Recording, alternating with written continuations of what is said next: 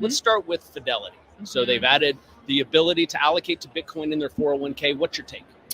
At this point, the Fidelity announcement puts the cart before the horse. There are still a lot of investor protections that need to be worked out in cryptocurrency. And the DOL has not yet formed a position on whether or not cryptocurrencies belong in an investor's portfolio for retirement. Looking at the volatility of the asset class, just to put it in perspective, if you have a 60-40 portfolio and you invest 2% in Bitcoin, that contribution to volatility can rise over 50% of your portfolio. So Fidelity's 20% allocation ceiling seems a little bit generous to us.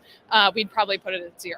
Yeah, I mean, there's no 20% allocation to anything in the alternative space with that type of risk profile in the volatility sphere, just because it's so unknown. Don't you think there's some liability for financial advisors as they look at leveraging that platform? Absolutely. Well, and, for plan sponsors, there's a ton of liability. Fidelity themselves doesn't carry that liability. It's the employers. They're the ones that are going to be engaging with their investors in court. They're the ones that are going to be shouldering that responsibility. And there aren't a ton of examples in history of times where we've seen a single asset on a 401k menu. Normally, they're diversified investments with a ton of underlying securities. And so this is a bit of an anomaly in that regard.